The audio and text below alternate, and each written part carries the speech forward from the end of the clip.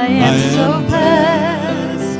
I am so blessed. I am so grateful for all that I have. I am so blessed.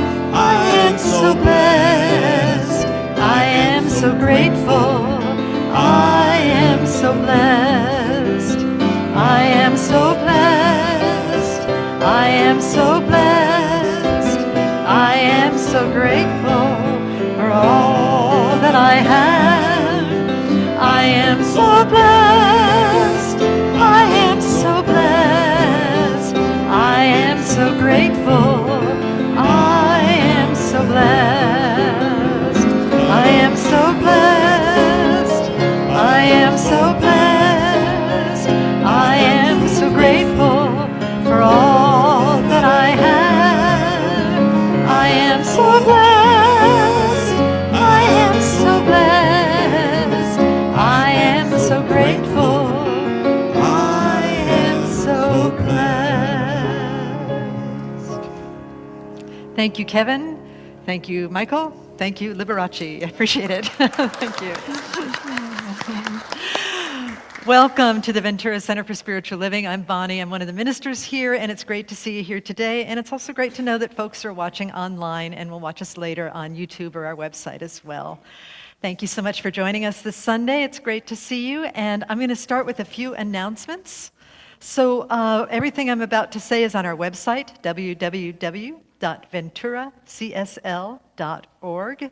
There's also a desk back there through those doors, and you are welcome to peruse whatever information is there.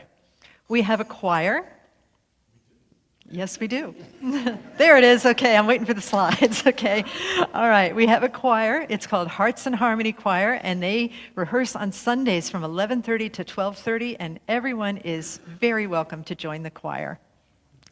We also have a science and spirituality group, and they meet on the 3rd. We also have Freddie Ravel, who is, and we have a science and spirituality group, and they're meeting the 3rd Wednesday of each month at 6:30 p.m. to 8 p.m. The next meeting is October 15th, which is coming right up, and they're reading Dan Brown, The Secret of Secrets, and I hear it's a great book. How many of y'all have read that book? Okay, you're working on it. I hear it's great. So jump in. Even if you haven't read the book, you are welcome to come. I think that's all we have in terms of announcements, but don't worry, there will be more announcements at the end of the service. And now I'm going to call up Bill Hadris, who is our youth and family person. He's going to go ahead and get us started with the youth message. The youth like to join me? All right, I got one. All righty.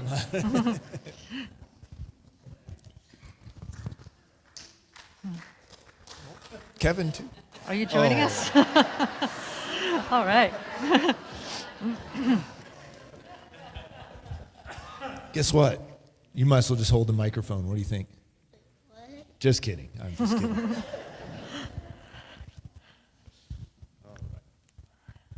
So, life is from within outward and never from without inward.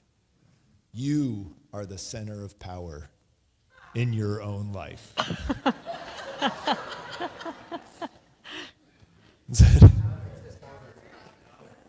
Well. Oh. Thanks for noticing. Thank you.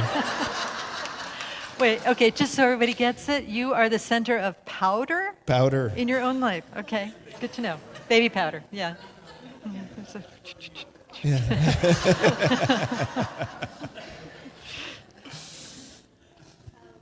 Powder. So, when you were babies, think about it. Powder. Y'all, this should be like a drinking game of iced tea. Every time he says powder. I should have gave you the mic. That's right.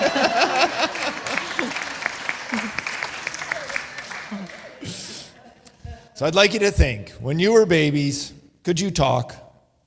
No. No. Could you fix your own food? No. No. Could you even reach the microwave? No. Or turn it on? Probably not. Probably not. So how did you eat? You don't know?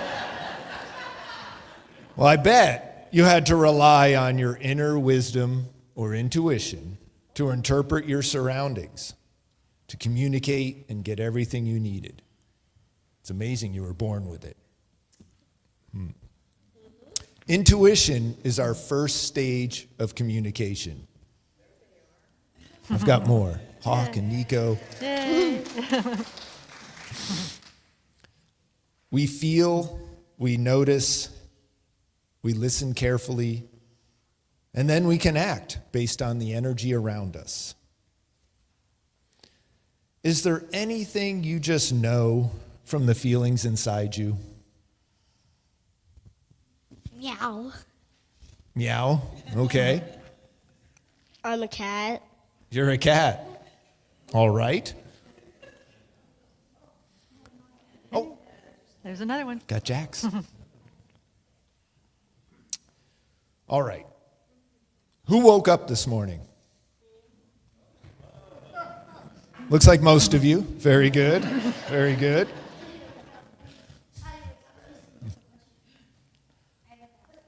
What was the first thing you thought? Can I get more sleep? Can I get more sleep? What is happening today? What is happening today? Ugh! Ugh. Well, who told you to think that? You have the answer? My brain. My brain. Your brain. Your brain. Very nice. So, I think so, or perhaps your intuition inside you? My instincts. Your instincts. Very nice. Well, you guys already got it, so I'm good. So think about vision. What does that make you think of? Eyes. Eyes, exactly. It's like, hey, look at all those people looking at me. What is that? Well, now I'd like you to think of visioning.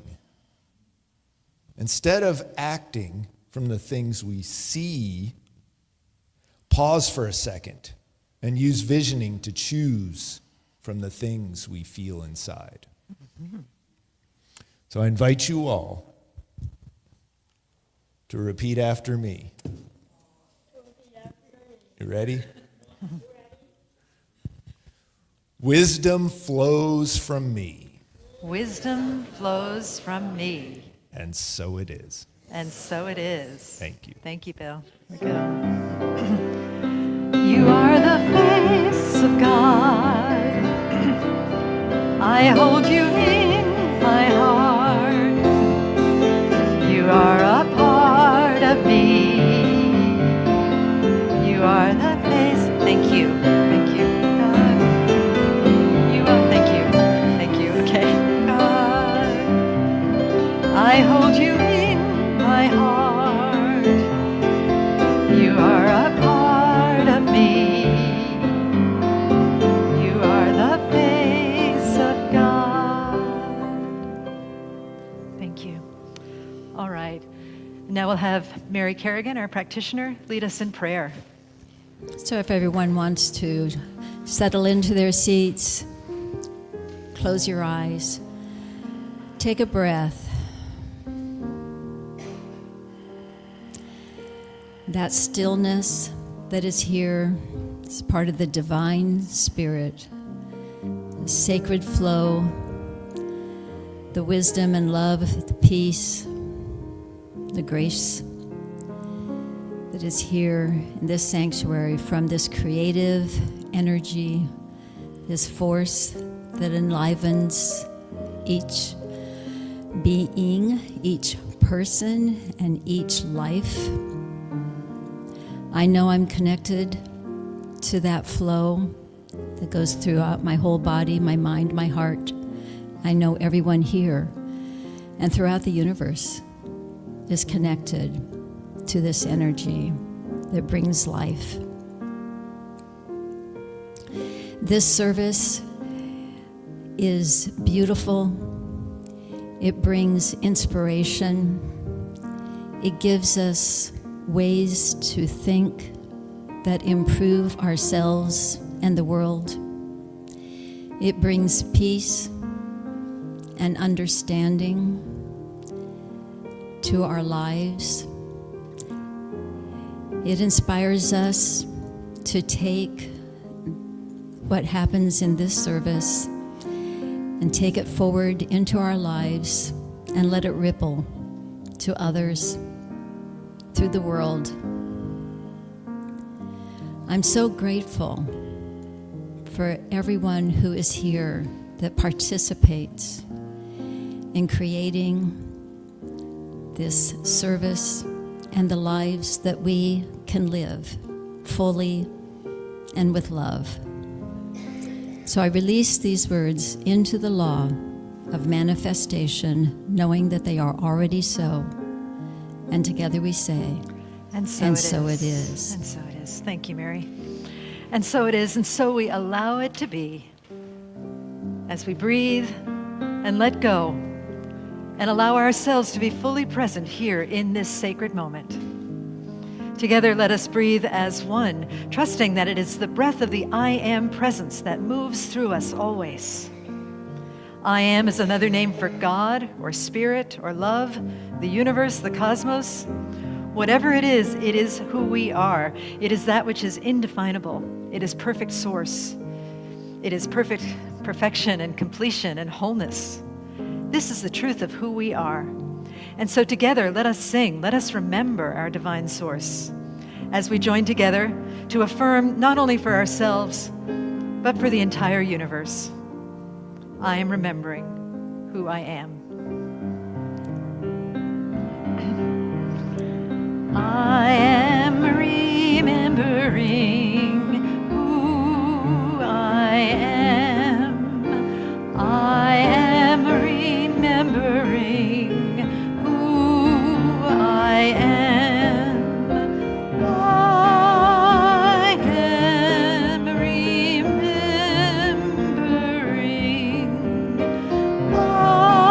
I am remembering.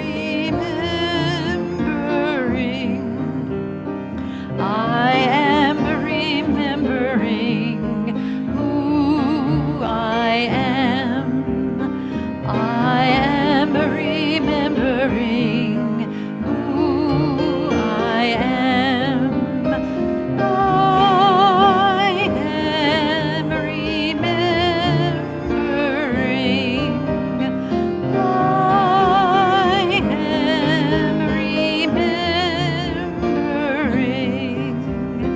I am remembering who I am.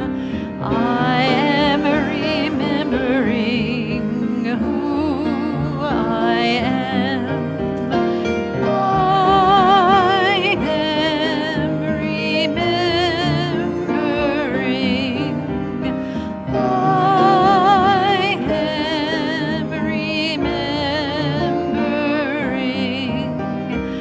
I am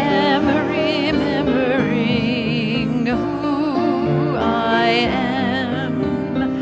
I am remembering. I am remembering. I am remembering who I am. I am remembering who I am.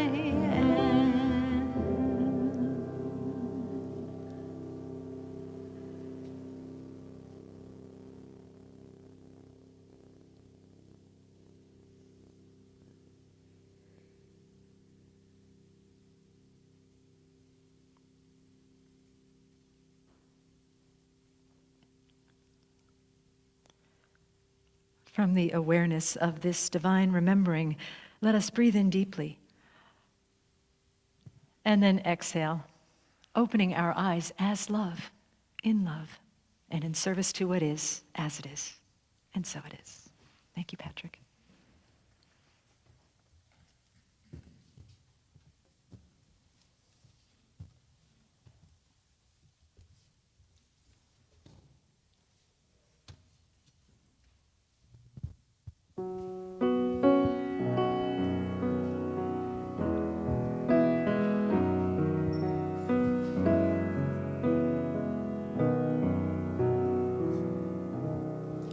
The water is wide, I can't cross over, and neither have I wings to fly. Build me a boat that can carry two, and both shall row, my love and I. There is a ship, she sails the sea, she's loaded deep, as deep can be, but not as deep as the love I'm in. I know not how I sink or swim,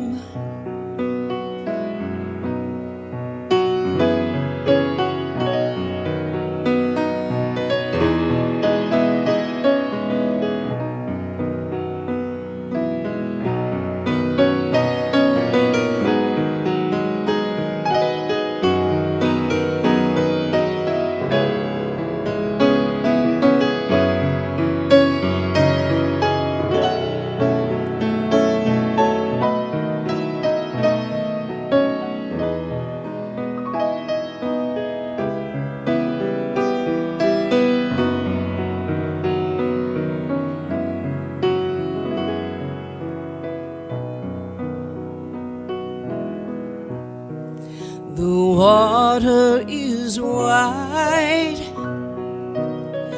I can cross over, and neither have I wings to fly. Build me a boat that can carry two, and both shall row, my love and I. Build me a boat that can carry two, and both shall row, my love and I, my love and I, my love and I.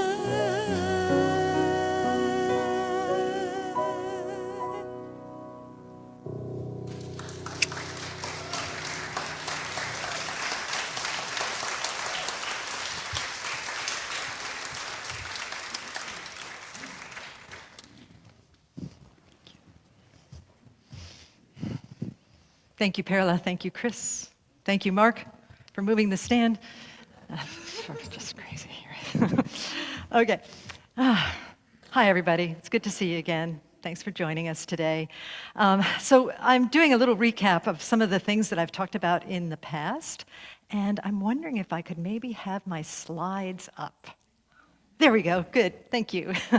All right. So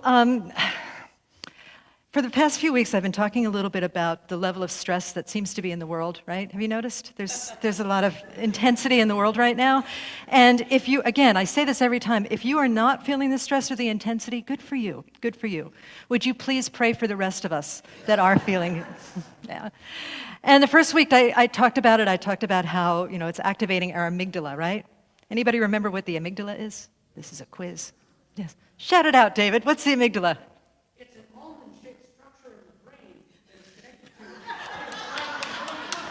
Okay, let me just repeat it for everybody. It's an almond-shaped structure in the brain that is, what did you say? Connected to fight, flight, freeze, also fawn. Connected to fight, flight, freeze, or fawn, right? Everybody? It's the lizard brain. Okay, thank you. Good job, David. Thank you. You just let me know if this audience participation gets annoying, okay? Just all right. So it's what he said. It's a part of the brain that instigates the fight, flight, freeze, or fawn, lizard brain type reactions, right? And it's a very primitive part of the brain, and it has been super activated, and it causes us to it's hyperstimulated, and sometimes we're looking at things that are threats that are not really threats, but we're reacting as if they were a threat. So we get ourselves in trouble. And we're often, if we're responding to threats, we're looking for threats outside of ourselves, where Thich Nhat Hanh, as I quoted the other day, says that really if we're struggling with anger or fear, we work on it within ourselves first, rather than projecting it outward onto the world, right? And so we're addressing our inner reactivity constantly.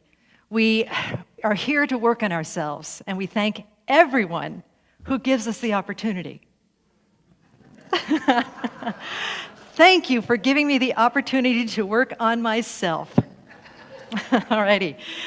So part of the inner work we observed a couple of weeks ago is also that sometimes when we are so zealous to heal the world and to ease the suffering of others and to ease our own suffering, sometimes this looks like denial of self-care.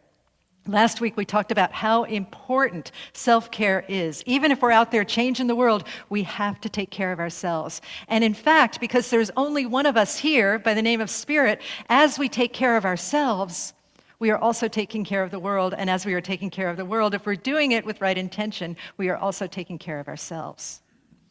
Last week I also spoke about the trance of unworthiness. This is a quote from Tara Brach, who is a Buddhist teacher, and she talked about the trance of unworthiness, how we often, in our efforts to change ourselves and to change others, we feel unworthy. We're hypnotized by the sense of unworthiness. And I was listening to a podcast the other day. It was an actor was being interviewed, and he was talking about when he goes on auditions. He used to, before he had a life beyond acting, he said that he was constantly auditioning for his self-worth, because his whole self-worth was tied up on whether or not he got the job. And it occurred to me that perhaps many of us are auditioning for our self-worth. I know sometimes in my family of origin, when I was a child, I was auditioning for maybe my self-worth, but certainly my place in the pack order, in the pecking order of the four sisters, right? So we look at ourselves and see, are we making ourselves dependent upon this outer symbol? Is this outer symbol the source of our worthiness, or is the source of our worthiness something else? There is a pervasive sense of personal unworthiness in Western culture. And we'll look at more about why that is later. But before we do that, I'd like to introduce us to somebody who has not succumbed to the trance of unworthiness. Somebody who's grounded in well-being, permanent well-being. Someone who is using his gifts to change the world. And this is, if you would like to come forward, our special guests. Roger, Anne, and Asher the dog. Now, I can't speak for Roger or Anne, but seriously, which one do you think is completely comfortable with who he is? There you go. You don't need to turn around or anything. So let's have you come this way so we can all see Asher. Asher. Yeah, he's a good boy, right? Yeah. He's a good boy. He's gonna smell everything on the. That's okay. There's farm animals up here once or well, 10 times a year or so, so probably getting into that. That's what it is. That's what it is. I'm going to come over here so I don't forget what to say to you. So would you tell us a little bit about what Asher does, what his job is? Yeah, I work for the police department. I've been there for 18 years, and I would say back in late 2021, our chief, stay, he recognized, the importance of health and wellness for officers and for the staff at the police department. So he set out to find a comfort therapy dog for the police department, an on-site facility dog, which is rare in law enforcement. So they sent out an email and with a picture of this guy and said, we're looking for handlers and you're going to have to interview for it. Wow. I'm a planner, so none of this, I never just do things off the whim. I sent the email to Anne, and I said, I'm doing this. Yes, exactly. And she's like, we're about to be an empty nest house. Why are we taking on a dog? So, long story short, we came in, we had about 6 people interview, and I interviewed for this position. And this is a collateral assignment, so basically, it's a volunteer assignment, because I have a regular job, which I'm in charge of all the operations for the police department. And it was one of the most nervous interviews I've ever had, which is, like, I was sweating so profusely. Sorry. After I saw the picture of Asher and he said, I interview on Tuesday, I'm like, don't mess this up. Don't mess this up. So I think I was there's maybe 7 people that interviewed, and so I think I was the 5th person in there. We had the trainer, and by the way, I need to say, there's a nonprofit in Camarillo, VIP Dogs, who trains and donates therapy dogs to first responders to schools. So she was there, she's a trainer, and when you meet her, she's pretty gnarly. She's a trainer, but she's an amazing person. Her heart is huge. I mean, what she does for everybody is amazing. So I went through the interview, and ultimately I was chosen. What was interesting is I found out after, so Asher had been there for almost 2 hours sitting through all the interviews, sitting next to the trainer. And then I guess she told me, she's like, when you walked in, he sat next to you. And I had no idea. So he chose me because I was looking straight ahead and I wasn't looking underneath me. And so it was an interesting thing. She said that, after the second hour, he just came and sat by your feet. And I knew that you were his person. So through divine intervention, whatever you want to call it, he chose me. So he chose you. Can you just give us maybe one short example of how he brings good to the world? Well, I mean, I think I was thinking about this. And so he's with me at the police department, and we wander throughout the day. And, just him being in the hallways and people just seeing him. If you're just having a moment during the day, I think you just see him and his tail is wagging, and it just changes, the mood for that moment.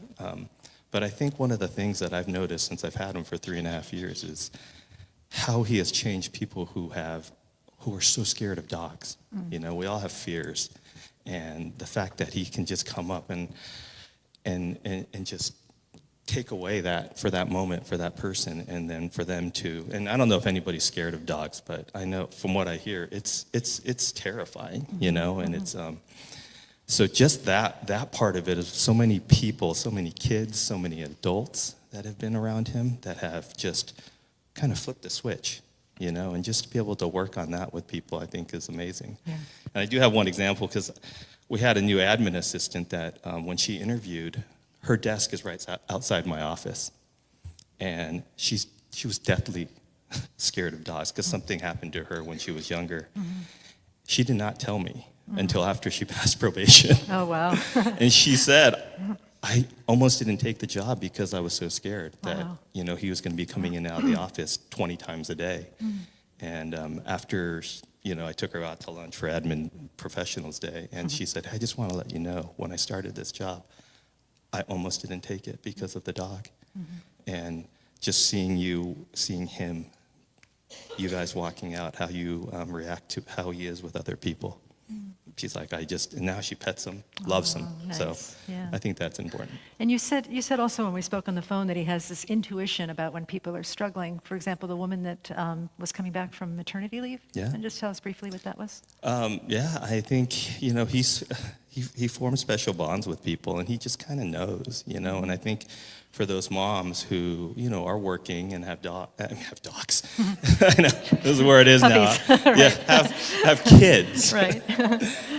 Coming back to work is, there's a lot. And he came in the first day that she'd been out maybe 3-4 months. He ran right into the office, and he just knew, like, oh, you're back. I can feel it, and I can sense that you're a little bit scared and sad and everything, everything. And so he has that intuition. Yeah. Yeah. And I hear he's bilingual. He speaks Spanish as well. Yes, he does. Shows Mono. Ashley, siéntate. Thank you. Mono. Beso. Thank you. Beso. Oh, sweet. One of the things we do is bring them to schools. So as part of the police department, every Thursday, for the first probably 3 or 4 months of the year, we do a curbside coffee, and we go and greet all the kids and the parents and the teachers and staff of the schools when they come in. And so I teach them Spanish, and the kids love it, and the Nice. faculty love it. So. And Anne, you were saying when we spoke that you have some insight about brain science as to why he is so effective. Well, getting back to, the brain science, they've done studies that petting a dog or a cat or any pet releases all of those oxytocin, like all the things. Yeah. So you can really shift with just a pet, and that's all it takes. So Right. we're not really using words, which, I love words, affirmations, I'm a book person, but sometimes it's in your body, Right. and it's in that connection to that divine line, I call it, right? Right. The I am presence that I think pets and dogs just carry. Right. They're not trying to give you advice. You're not broken. They're not trying to fix you. They're just trying to be with you. And it's such a reminder to me that holding space, being in the presence of the pain of another, subsides it. That's all you have to do. You don't need to do the words and the advice and the if you could, or, how can I help you through? It's like, I'm here. Just holding space. I'm here. Yeah. I'm here. Yeah. And so Ashley is a great example of he just shows up and he'll just pull Roger toward a child at school because the child needs to know someone sees them. Yeah. Asher sees them. And it changes their whole day. Changes everything. so And sweet. teachers will say, come in my room and come to the office and can you do, I'm like, his full-time job could just be giving hugs and allowing for the pats. And it's such a reminder to me, I'm his, mom. I don't have to handle him in that sense. And I'm reminded. Yeah. Yeah. Yeah. I'm going to close with a quote from Eckhart Tolle. Your dog does not have an opinion of who they are. They just are who they are. The other thing that I heard in what Anne was saying too, and what Roger was saying as well, is that your dog doesn't have an opinion about who you are. They just allow you to be who you are, wherever you are. Let's give this beautiful trio some love. Thank you. Thank you. Hi, sweetheart. There you go. Thank you. Thank you. It's beautiful. Thanks. Well, I'm done. That worked for me. I feel better. So I want to say a little bit more about some of this stuff that we're talking about, because I think Asher gave us an example of the way that we can move through the world to a certain extent. I mean, we need our forebrains and all, but there is this beautiful element in dogs of just perfect acceptance of themselves and also acceptance of others. And the problem with humans sometimes is that we move into a place where we're constantly judging. The amygdala is acting, and we're judging and perceiving and projecting. Eckhart Tolle also said, just as the dog loves to chew on bones, the human mind loves to chew its problems, right? Has anybody here ever chewed on a problem long past its expiration date, right? Totally. Do the same thing. We've talked before about how earlier in this talk, we talked about how we have this sense of unworthiness or personal insufficiency, and we chew on that. Last week, I was talking about comparison, how we compare ourselves to others, and we chew on that. I confessed out loud here on the stage that I compare myself to Gandhi. And I come up short compared to Gandhi. Not literally short, I'm probably taller than he was, but anyway, come up short because he only had 9 possessions. He had 9 possessions, and that's a third of my sock drawer, as I said. I've got like 27 socks, pairs of socks, right? So there's that comparison that we do all the time, and then there's also the sting of perfectionism, that we have this idea of being perfect. And my definition of what perfect is moves from day to day, and it may be different from your definition of perfect. But we have this definition of perfection, and then we fail to measure up to it. And so we judge ourselves for that. We believe we are our mistakes. We believe we are our failures. You know, after I spoke about Gandhi, confessed about Gandhi, and I started to read his autobiography, and it's actually quite interesting, and it reminded me that when Gandhi was younger, he kind of bombed as a lawyer. He wasn't particularly effective as a lawyer and was not good at public speaking at the beginning. And he also didn't do particularly well in the lower studies, in his pre-law school studies. So the thing about him, though, is that he didn't get caught up in his failures. He didn't over-identify with his failures. He moved on, and he was able to identify with a greater truth. And that's what I'm calling forth for all of us today, is that we get to identify with a greater truth. All right? So what is that greater truth? Anybody? No, I'm kidding. I'm gonna go ahead and give you an allegory. How many of you have seen this before? Something like this, right? It's a Zoom screen. There's a couple of church members on this Zoom screen too. You maybe get a bonus point if you can identify who they are. It's kind of hard to see. Karen Mondragon, Karen Collins, Bonnie Rose. Yes, this was a service-based call from years ago, probably during COVID. Anyway, I was on a Zoom call recently, last week, and I was with a bunch of people, and we were talking about lofty topics. I was there with people, Gandhi followers actually, and we were talking about lofty topics, and I suddenly realized, what if I were to think that Karen Mondragon is just that little square, or that Karen Collins is just that little square, and when we turn off the screen, well, she's gone. It's been nice knowing her, right? That's an allegory, because if I were to over-identify with the square on my screen as me, that's not all of me. But the thing is that we as humans over-identify with this figure, this body, this person that we think we are, with all of its feelings and all of its thoughts, and that's not who we really are. Just as when we are projecting onto Zoom, there is something greater behind the little square that is projecting its energy and its presence and its essence onto the screen, not only through this physical form, but also through the laws of science and nature and electromagnetics and the internet, all of those things. It is projecting, something greater is making the projection. And that's the same that is true for us as human beings, divine human beings. Something greater than us is projecting us onto this screen, this stage called planet Earth, and that is the truth of who we really are. I am that which generates the image. I am more than the image, right? I am more than the image. Am I my body? Asked Joel Goldsmith. Am I my body? Or am I that which animates my body? The true self is that which animates the body. I am divine source energy. Everybody say that. I am divine source energy, right? And I identify with the truth of who I am, the truth of I am, the truth of what I am. We identify with that, and that puts us in a place where we are able to move through life with a certain amount of greater poise and equanimity, because we know that it is all light and it is all love and it is all unfolding perfectly as it should through us, as us. Now, we do tend to identify with the false identity of the body. In this teaching, we often say, I am not my body, I am not my thoughts, I am not my feelings. But do we remember that 100% all of the time? Probably not. I know I don't. If you do, again, stand up, you come up here and do the talk, okay? All right. The reason that we do that is, for many reasons, but I think it has a lot to do with our brains, the way our brains work, right?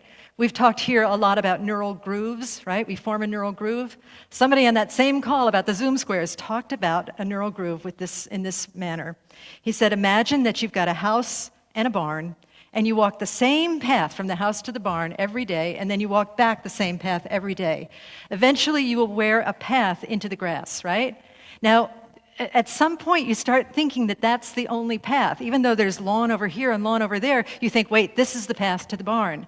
And the same thing is true for our brains. We wear a path in our brains and we think that that is the only truth, when really there are infinite possibilities of neuroplasticity surrounding this path that we have chosen.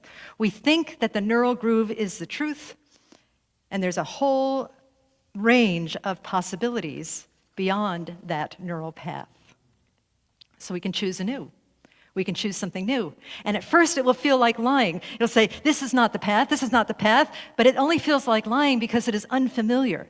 We confuse the familiar with the truth. It's not real, it's just familiar. It's a neural groove. Now, if you have any doubts about neural grooves, let me give you this example, and you probably have something like it in your life. If you do something that is unfamiliar, but you keep applying the same habits to it, right? I've been driving my husband's car once a week to keep it fresh while he's not currently driving. And in my car, in my Prius, the parking brake is on the floor, right? So I press the parking brake on the floor. And his, it's this little lever that you pull up. I pull into a place where I'm going, I stop, and I'm pawing at the ground like Trigger, trying to get the parking brake on. And I do it every time. Every time. I've been doing this for over a year, and every time I forget that the parking brake is here, not here. That, my friends, is a neural groove, and we all have them. And that's a pretty obvious one, but it's more subtle with our thoughts, because how could I be the I am when I think I'm this? Well, the truth is that you are the I am, and what we need to do is shift ourselves into thinking the truth of who we are. We move into a place where we undo how we have learned to think, and we choose anew on how to think anew in a way that is supportive to ourselves and the entire universe. What neural grooves have you learned? Have you learned to criticize yourself into greater self-acceptance? How's that going, y'all? This is a habit, and a habit can be changed. This is a neural groove, and a neural groove can be changed. I would suggest taking the road less traveled.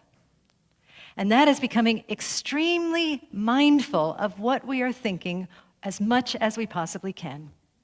Looking at what we're thinking without judgment, without disdain, without self-recrimination, without criticism, just backing up, taking a pause, breathing, and saying, wow, isn't it interesting that I'm thinking this? And then ask, is this thought life-denying, or is this life-affirming? And take the road less traveled, which is usually the life-affirming road. I'll tell you, I was working with this today because I was writing this talk, and I ended up having to go out quite a bit yesterday and didn't have enough time to really work on it.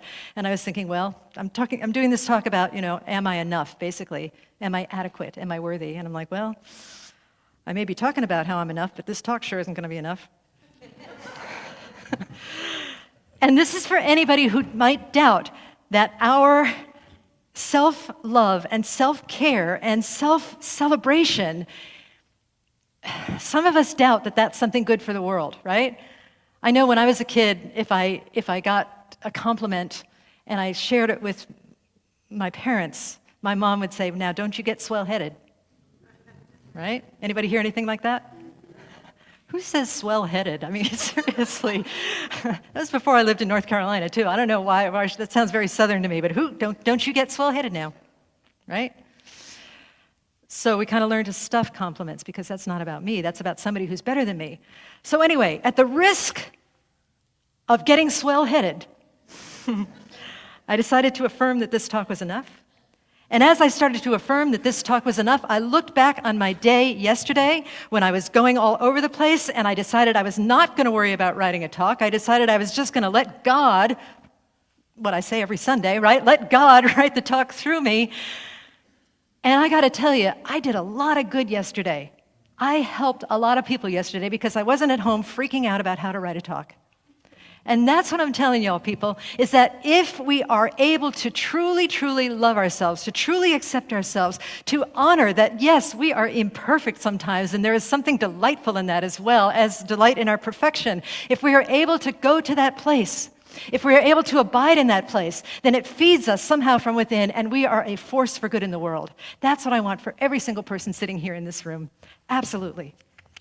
So we think our life-affirming thoughts, and then we live like the truth is true. And we are relentless, fierce, undeniable about the goodness that wants to pour through us as the I am, just like Asher, just like Asher. So I'm going to ask you, once again, because I know this is challenging sometimes, is the world made better through your self-hatred?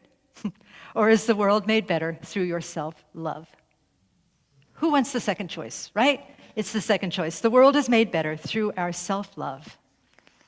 Loving the self as I am is the source of real change, not only for ourselves, but for everybody, because that love that we have for ourselves naturally extends to the world. We are much more effective when we are coming from a place of love, self-kindness, which naturally ripples to others.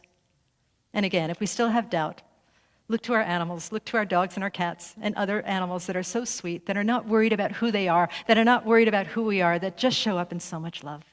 And let us do that for each other now. As you repeat after me, we'll do an affirmation together. I am more than a person. I am more than a person. Here we go. I am a presence. I am a presence. I live in the all-sufficiency of I am. My life is good, and so it is. Good, y'all. Now, don't get swell-headed. No, kidding. Okay. All right. Thank you. All righty. Let us pray. Is the lid usually up? It sounds good. Do you like that with the lid up, the piano lid? Yeah, it sounds good. Okay. All right. Let us pray. Here we go. So all of this beautiful energy in the room, let us just take it and just accept it and receive it, knowing that this energy is always there. It is the energy of God. It is not limited to this sanctuary, but it is certainly amplified as we join together in grace and in goodness and in love, knowing and trusting that our teaching is beautiful and it allows us to open up to a greater expression of life and love and God and purpose. And so we unify with that idea that God is all there is, that God is our source, that God is the light and the love of the universe, that God is that which contains both the darkness and the light, that God is in our bodies, in our brains, in our hearts. It is that animating force. It is the source. It is the truth of our existence here on the planet Earth. I know this for myself, and I know it for every single being sitting in this room. Absolutely. And every single being on the planet. And so from that place of knowing that God is the source of all that is, that God is all there is, I affirm for us together today that we are life and that life is good, that we are guided, guarded, and protected easily into making choices that support that life force. The tiniest choices that we make can support that beautiful blossoming of life that moves through us and blesses the world. And so I call that forth for every single person here today, in their joys, in their sorrows, in their struggles, in their triumphs, all of that is God seeking greater expression, and today we become vessels for that expression. And so I'm grateful, just so grateful to know this truth about all of us. So grateful to know this truth for the world, and so grateful for the transformation that I know is occurring through each of us today. I bless the spiritual teaching as I bless all paths to God, churches, synagogues, temples, mosques, ashrams, fundamentalists, atheists, all beings everywhere. And with a heart that is so filled with blessedness, I say, thank you, Spirit. Thank you, love. And together we say, and so it is, as I release these words into the law. If you're new here, we always end a prayer with release, and there's a joke that if you forget to release, the prayer gets stuck. Okay, I just unstuck the prayer by releasing it into the law. Lonnie, take it away. That's okay. Keep explaining. Yes. It's getting better and better. Okay. So I realized, I have been very fortunate to hear Bonnie tell me many times, or tell the practitioners, I don't have anything for this talk. I got nothing. Yeah. And I realized, yeah, you don't, but someone does. Okay, good. Yeah. I'm not my You're Zoom just square. releasing Yeah. that and letting it go. Yeah, thank you. And I was really attentive today because I've missed a couple of weeks, and I've got 3 things that I came away with. Okay. Don't trust your thoughts. Good. Get out of your own way. Get out of your own way. And be like Asher. Be like Asher. He's a good boy. Oh my gosh. Yeah. You know what? I started crying because I could just see your joy with Asher and Asher's joy. And I mean, we need to be Asher. Yeah. Can he be our mascot? Oh man, he's so good. We have a lot of good Can ones. he come back next week? You know, it's up to them. One thing I love about Asher is like he doesn't care that he's in front of people. He's like, I think I'll sniff this over here. You know, it's so cute. He definitely Yeah. had his priorities Yeah. straight. And by the way, he's probably the only animal that has not made a poo-poo on this stage. So we're really happy about that. Well, he could come back. Yeah, that's right. There's always next week. Yeah. There's always next Right. week. So Thank thank you. you so much. What a joyful morning. So in that space of joy, I invite us to say our offering prayer. Okay. We trust in spirit. Love is the giver and receiver of all that we are. We offer this gift. It is an outer expression of our inner abundance and compassion. Our gift blesses many and returns to us multiplied in miraculous ways so that we may give again. And so it is. Thank you.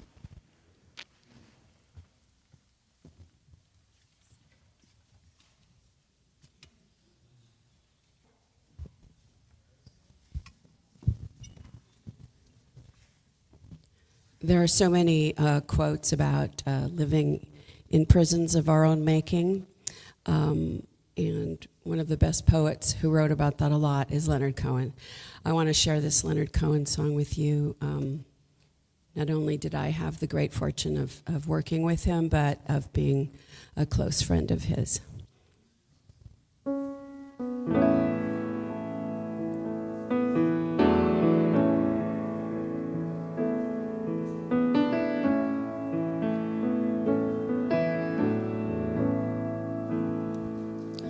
Like a bird on the wire, like a drunk in a midnight choir, I have tried in my way to be free. Like a worm on a hook, like a knight from some old-fashioned book, I have saved all my ribbons for thee.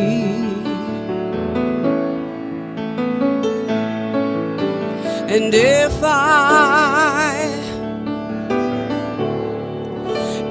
I've been unkind,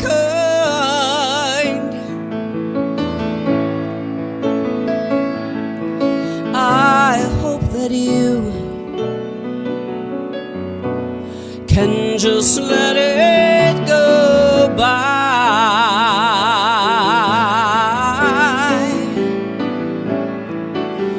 And if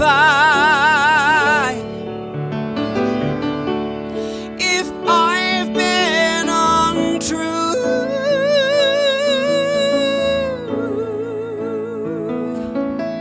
I hope you know it was never to you.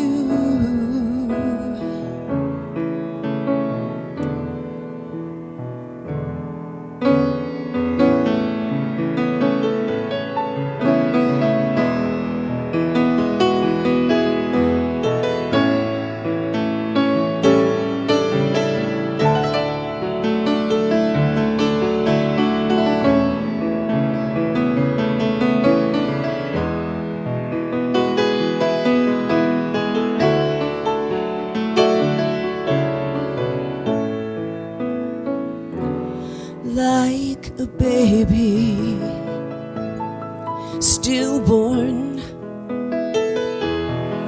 like a beast with his horn, I have torn everyone who reached out for me. But I swear by this song and by all that I have done wrong. I will make it all up to thee. Don't cry if I've been unkind.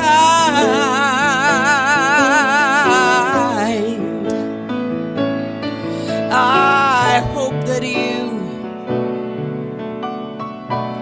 can just let it all go by. No, don't cry if I've been untrue.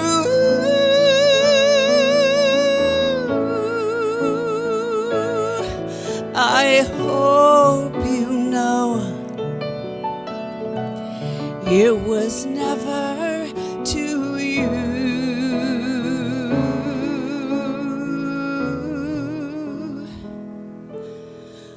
Like a bird on the wire, like a drunk in a midnight choir.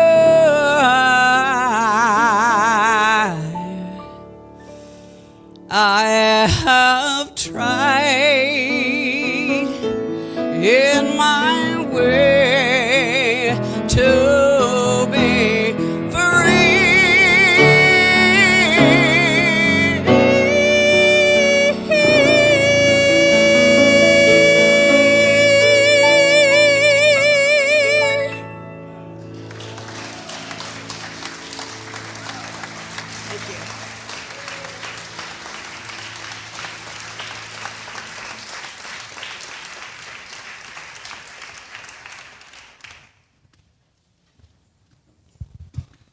Holy moly, Perla. Gee whiz. So wonderful.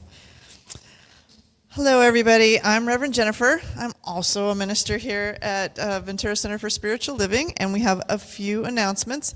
Everything I'm going to say is on our website. They're rushing me with the slides. All right. So what I have written here is, what does Earth, Wind, and Fire, Madonna, and Santana have in common with Apple, IBM, and NASA?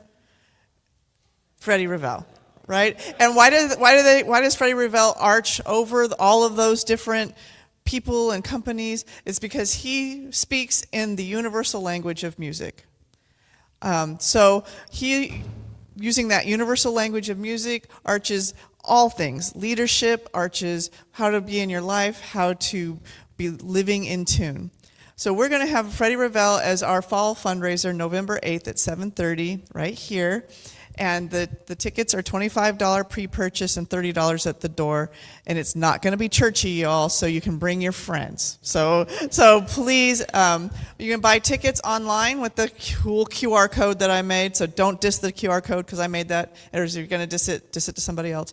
And if you don't like the QR code, you can go on our website. Or if you're here today, you can buy them in the bookstore. Go see Kathy in the bookstore, and she will sell tickets to you there. But tell your friends, we want to have a packed house November 8th. It's going to be a really, really great evening of Freddie Ravel sharing his life in tune. And he plays music, and he talks, and he plays music. So it's going to be great. All right.